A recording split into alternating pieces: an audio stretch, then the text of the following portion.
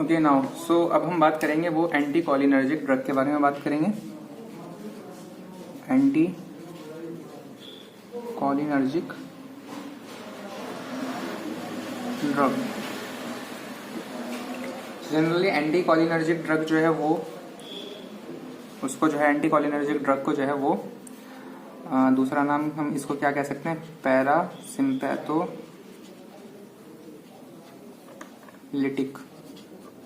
Drug. सो anticholinergic drug या पैरासिम्पैथोलिटिक drug, इसको हम इस नाम से भी जानते हैं। तो जनरली इसका इफेक्ट क्या होता है, तो जैसे एसिटाइल कोएंजाइम या हमने बात करी थी कोलिनर्जिक ड्रग की कि वो रिसेप्टर पर काम करती है, मस्करेनिक रिसेप्टर होते हैं, उसके निकोटोनिक रिसेप्टर होते हैं। तो जनरली उसी संदर्भ में हम जो है बात करेंगे। तो सबसे पहले हम पैरासिम्पैथोलिटिक ड्रग का इफेक्ट देखेंगे कहाँ पर, स्टमक के ऊपर, क्योंकि जनरली इसके 3 रिसेप्टर थे। M1 जो था वो कहाँ पर प्रेजेंट था, M1 प्रेजेंट था स्टमक पर और स्टमक की फंक्शनिंग को वो कर रहा था। M2 जो था, ये M1 है सॉरी, M2 जो था वो हार्ट में था और जो M3 रिसेप्टर था वो अदर ऑर्गन में, या कह सकते हैं कि जो दूसरी जगहें थी वहां पर जो है M3 था। ओके, तो सबसे पहले हम स्टमक के ऊपर बात करेंगे कि ऑन स्टमक जनरली इसका इफेक्ट क्या हो रहा था। तो अगर हम बात करें M1 की, तो M1 के ऊपर जब M1 काम कर रहा था, तो M1 काम क्या कर रहा था कि वो HCl के प्रोडक्शन को इंक्रीज कर रहा था। ओके, स्टमक के अंदर HCl के प्रोडक्शन को इंक्रीज कर रहा था। तो जब हम एंटी कोलिनर्जिक ड्रग दे रहे हैं, ये तो कोलिनर्जिक इफेक्ट हो गया कि M1 ने जो है HCl को बढ़ाया था, लेकिन हम एंटी कोलिनर्जिक ड्रग की बात कर रहे हैं। तो एंटी कोलिनर्जिक ड्रग वो होगी जो M1 के इफेक्ट को ब्लॉक कर देगी। तो इसका इफेक्ट क्या आ जाएगा, इसका इफेक्ट आ जाएगा कि HCl की जो सिक्रीशन है उसको ये कम कर देगी। ओके, तो मेनली जो M1 ब्लॉकर का हम इस्तेमाल उन कंडीशन में करते हैं जहां पर जो है पेप्टिक अल्सर डिजीज की कंडीशंस होती है मेनली। तो अगर पेप्टिक अल्सर डिजीज के अंदर हम M1 ब्लॉकर दें तो वो पेशेंट की जो कंडीशन है उसमें थोड़ा रिलीफ हो जाएगा। ओके, तो इसके अंदर कौन कौन सी ड्रग आती है, तो इसके अंदर जो है पायरेनजिपिन एंड टैलेंजिपिन, ये जो है क्या करती है, M1 को ब्लॉक कर देती है। इसलिए इसको हम क्या करते हैं, वो M1 को ब्लॉक कर देती है तो HCl का प्रोडक्शन जो है कम हो जाता है। तो used in peptic ulcer disease, peptic ulcer disease. Okay, अच्छा, जो पेप्टिक अल्सर डिजीज है इसमें M1 के ठीक है हो गया। उसके बाद में फिर जो है सेकंड जो है वो क्या है, हार्ट वाला, यानी कि M2। तो हार्ट के लिए क्या था, हमने बताया यहाँ पे कि जो मस्करेनिक रिसेप्टर हार्ट के लिए था वो M2 था। तो जनरली हो क्या रहा था कि M2 स्टिमुलेट जो होता था, M2 स्टिमुलेट होने से क्या होता था कि हार्ट रेट जो है वो कम हो जाता था। ओके, और कंडक्शन भी कम हो जाता था। ये हमने इसका जो है लास्ट लेक्चर में हमने पढ़ लिया था कि M2 रिसेप्टर पर कोलिनर्जिक का क्या इफेक्ट होता है। लेकिन यहाँ पर बात चल रही है एंटी कोलिनर्जिक की। तो जो एंटी कोलिनर्जिक है उसने क्या करा कि M2 को जब उसने ब्लॉक किया तो उसकी वजह से क्या हुआ कि हार्ट रेट जो है वो इंक्रीज हो गया और कंडक्शन भी जो है, यहाँ पर तो डिक्रीज था, कंडक्शन भी जो है इंक्रीज हो गया, कंडक्शन भी इंक्रीज हो गया और हार्ट रेट भी इंक्रीज हो गया। ओके, तो उस इंक्रीज होने की कंडीशन में हम इसको कहाँ कहाँ पे इस्तेमाल कर सकते हैं, हम इसको जो है वो ब्रेडिकार्डिया की कंडीशन में इस्तेमाल कर सकते हैं, ब्रेडिकार्डिया। और जो एवी बंडल ब्लॉक वाली कंडीशन होती है जिसमें हार्ट प्रॉपरली बीट नहीं कर पाता है, कंडक्शन नहीं हो पाता है उसकी वजह से फर्दर उसका, तो उस वाली कंडीशन में हम जो है इसको इस्तेमाल कर सकते हैं। ओके, फिर तीसरा जो था वो था ब्रोंकस के ऊपर क्या इस्तेमाल हो रहा है इसका। ओके, सो जनरली जो कोलिनर्जिक इफेक्ट था ब्रोंकस का वो क्या था, वो ब्रोंकस को क्या करवा रहा था, कंस्ट्रिक्ट करवा रहा था। ओके, सो जो कोलिनर्जिक इफेक्ट था वो क्या था, कंस्ट्रिक्ट करवाने का था, लेकिन यहाँ पर तो ब्लॉक करवा रहे हैं हम। तो इस ब्लॉक करवाने की कंडीशन, और जनरली ब्रोंकस के लिए कौन सा रिसेप्टर था, M3 रिसेप्टर था। तो M3 ने क्या करा था, ब्रोंकस को कंस्ट्रिक्ट करवाया था, कंस्ट्रिक्ट करवाया था। ये था इसका कोलिनर्जिक इफेक्ट, कोलिनर्जिक इसका फंक्शन था। लेकिन यहाँ पर बात तो एंटी कोलिनर्जिक की चल रही है। तो इसमें जो है जब ये ब्लॉक हम करवा देंगे तो क्या होगा, ब्रोंकियो डायलेशन हो जाएगा, ब्रोंकियो डायलेशन हो जाएगा। ओके, तो ब्रोंकियो डायलेशन हो जाएगा। इसको हम किस में इस्तेमाल कर सकते हैं, इसको हम अस्थमा के अंदर और COPD के अंदर हम ऐसी दवाइयों का इस्तेमाल हम किस में कर सकते हैं, अस्थमा में कर सकते हैं और COPD के अंदर हम कर सकते हैं। ओके, अब इसमें जो एंटी कोलिनर्जिक M3 ब्लॉकर जो मेडिसिन हैं वो कौन कौन सी हो सकती हैं, तो जो एंटी कोलिनर्जिक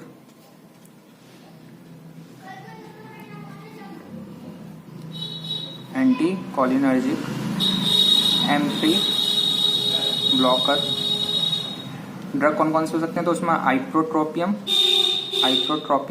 इसके इनहेलर भी आते हैं जो मेनली जो एस्थमेटिक पेशेंट होते हैं जिनको सांस लेने में दिक्कत आती है उसको हम जो है ये प्रिस्क्राइब किया भी जाता है। आइप्रोट्रोपियम, एक है टायोट्रोपियम। जो आइप्रोट्रोपियम है जनरली अगर इसकी बात करें तो ये M1, M2 और M3 इन सबको क्या कर देती है, ब्लॉक कर देती है। जबकि अगर हम बात करें टायोट्रोपियम की तो टायोट्रोपियम जो है वो M1 को और M3 को ब्लॉक कर देती है। ओके, तो आइप्रोट्रोपियम तो M1, M2, M3 तीनों को ब्लॉक कर देती है, जबकि टायोट्रोपियम जो है वो M1, M3 को जो है वो ब्लॉक कर देती है। ओके, नाउ ब्लैडर के ऊपर क्या इफेक्ट हो रहा है? सो fourth one is bladder.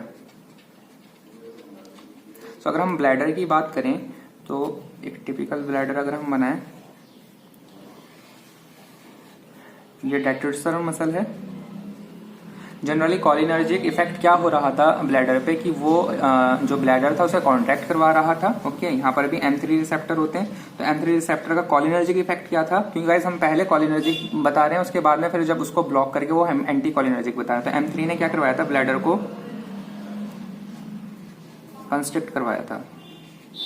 Okay, constrict करवाया था, तो उसकी वजह से क्या हुआ था, यूरिन ज्यादा जो है वो एक्सक्रीट हो रही थी, या कह सकते हैं यूरिन ज्यादा रिलीज हो रही थी। ओके, लेकिन जब बात करी कि M3 ब्लॉकर हमने, क्योंकि अब हम बात तो एंटी कॉलिनर्जिक की कर रहे हैं, तो एंटी कॉलिनर्जिक ने जो है जब इसे ब्लॉक किया M3 को, तो इसने क्या करा, ब्लैडर को रिलैक्स करवा दिया। जब रिलैक्स करवाया तो यूरिन जो है उसका रिटेंशन हो गया, यूरिन रिटेंशन जो है हो गया, क्योंकि मसल रिलैक्स हो गए। जब मसल रिलैक्स हो गए तो स्पेस बढ़ गया, तो यूरिन उसके अंदर स्टोर हुआ और जो है वो यूरिन रिटेंशन हुआ। इसीलिए हम जो है ऐसे पेशेंट में, जैसे कि मेनली जो बिनाइन प्रोस्टेटिक हाइपरप्लेजिया जिन पेशेंट को होता है, जिनमें ऑलरेडी रिटेंशन की प्रॉब्लम होती है, उनको जो है वो M3 ब्लॉकर मेडिसिन हम प्रिस्क्राइब नहीं करते हैं, क्योंकि ऑलरेडी वो जो है सफर कर रहे होते हैं रिटेंशन से। ओके, तो इसलिए जो BHP के पेशेंट होते हैं उनके अंदर क्या होता है कि ये एंटीकोलिनर्जिक जो है ड्रग को, anticholinergic drug should be avoid in benign prostatic hypertrophy patient। Okay, so mainly इनके अंदर जो है अवॉइड करनी चाहिए। अब इसके अंदर अगर हम ब्लैडर की बात करें तो ड्रग ऑफ चॉइस क्या होगी, एंटीकोलिनर्जिक ड्रग।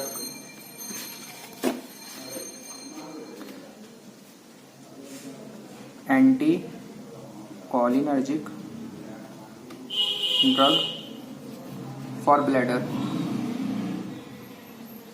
तो इसको एक निमोनिक से जो है वो समझते हैं, SOFT। ओके, तो S हो जाएगा सोलिफेनासिन, O से हो जाएगा ऑक्सी ब्यूटेन, F से हो जाएगा फ्लेवो ऑक्जेट और फीसोटोराडिन। T से हो जाएगा टॉल टेरोडिन और ट्रोस्पियम। ओके, और D से हो जाएगा, मेनली ब्लैडर है तो ब्लैडर में जो है हमें यहाँ से जो है वो याद रखना पड़ेगा इसे, तो ये हो जाएगा डेरिफेनासिन। ओके, इन सारी मेडिसिन के अंदर जो ट्रोस्पियम वाली जो है ये वाली जो मेडिसिन है, ये जो है क्या है, ये वाटर सॉल्युबल है। तो वाटर सॉल्युबल है तो ये जो है ब्लड ब्रेन जो ब्लड ब्रेन बैरियर है उसको क्या करेगी, उसको क्रॉस नहीं करेगी। तो do not cross blood brain barrier. तो जब ब्लड ब्रेन बैरियर को ये क्रॉस नहीं करेगी तो जो CNS के साइड इफेक्ट हैं वो जो है ये प्रोड्यूस नहीं करेगी। तो इसलिए जो है do not cause CNS side effect. Okay, तो ट्रोस्पियम जो है वो ब्लड ब्रेन बैरियर को क्रॉस नहीं करेगी और वो जो है फिर CNS के जो साइड इफेक्ट हैं वो उसको जो है कॉज नहीं करेगी। ओके, अच्छा, ये सारी दवाइयां जो भी हैं ये सारी की सारी क्या करवाती हैं, सारी जितनी भी मेडिसिन है ये ड्राई माउथ करवाती हैं। ओके, नाउ अब हम जो है फिफ्थ कैटेगरी में वो पढ़ेंगे जो ग्लैंड के ऊपर जो है इनका क्या इफेक्ट रहता है। तो effect of drug on secretary gland.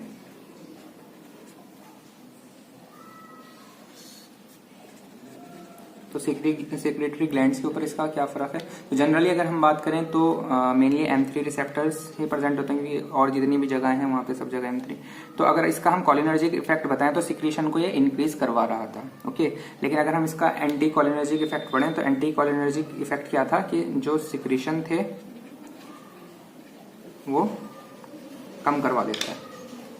Initially जो कोलिनर्जिक इफेक्ट होता है वो क्या होता है, सिक्रीशन जो है वो बढ़ जाते हैं, लेकिन जब ये क्योंकि हम तो एंटी की बात कर रहे हैं ना, तो वही सिक्रीशन जो है वो कम हो जाता है, ओके।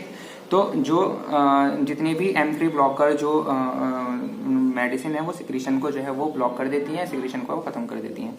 जो एसिटाइल कोएंजाइम एसिटाइल कोलिन जो ब्लॉकर मेडिसिन है उनको हम इसीलिए जो है, क्योंकि वो सिक्रीशन को ब्लॉक कर देती है, इसीलिए हम उसको जो है प्री एनेस्थेटिक रूप में इस्तेमाल करते हैं। यानी कि एनेस्थीसिया जब हम देते हैं या ऑपरेट करने से पहले जो है सिक्रीशन ना आए उस पर्टिकुलर जगह में, तो उसके लिए हम क्या करते हैं, ये ACH ब्लॉकर हम ड्रग को दे देते हैं, ओके।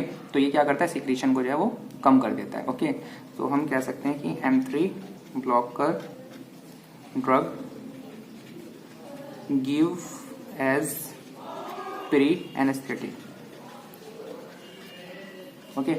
नाउ अब इसका इफेक्ट जो है वो स्मूथ मसल के ऊपर क्या पड़ता है, तो हम 6th कैटेगरी के अंदर जो हम पढ़ लेंगे, effect of ACH blocker drug on smooth muscle, okay. तो जनरली जो ACH ब्लॉकर मेडिसिन है, ब्लॉकर नहीं, अगर जनरली वैसी बात करें तो M3 पर ही होगा, M3 रिसेप्टर है। तो जनरली जो कोलिनर्जिक इफेक्ट था वो ये था कि इसमें जो है वो कॉन्स्ट्रिक्शन करवाता था, जो स्मूथ मसल थे उसमें क्या करवा रहा था, कॉन्स्ट्रिक्शन करवा रहा था। तो अब जब इसको ब्लॉकर हमने दिया, यानी कि ACH ब्लॉकर जब हमने दी, तो वो क्या होगा, वो रिलैक्स करवा देगा। अब इसका इस्तेमाल कहाँ पे किया जाता है, तो इसका इस्तेमाल जो है वो कॉलिकी पेन जो होता है मेनली स्टोन वगैरह में, तो उसको दूर करने के लिए जो है इसका इस्तेमाल किया जाता है, क्योंकि उसके अंदर जो पेन होता है वो क्या होता है, स्मूथ मसल के कॉन्ट्रैक्शन के अंदर ही होता है, स्मूथ मसल के कॉन्ट्रैक्शन की वजह से होता है। तो वहां पर जब ये M3 ब्लॉकर मेडिसिन हम दे देते हैं तो उसकी वजह से जो स्मूथ मसल का कॉन्ट्रैक्शन है, क्योंकि देखो जिसको भी स्टोन होगा उससे पूछोगे तो वो कहेगा कि बहुत, मतलब जिसे कहते हैं कि ऐंठन वाला दर्द था, जो कि कुछ सेकंड बाद अपना आप ठीक हो गया था। पहले ऐसा था कि बहुत ज्यादा था और फिर कुछ सेकंड के बाद अपना आप ठीक हो गया, उसके बाद में फिर से जो है वो चालू हो जाता है। तो उसमें कॉन्ट्रैक्शन होती है स्मूथ मसल की, उसकी वजह से जो है वो पेन होता है। तो इसके अंदर जनरली जो है M3 ब्लॉकर दी जाती है। तो उसमें कौन कौन सी मेडिसिन दे सकते हैं, तो डाइसाइक्लोमिन, हायोसिन,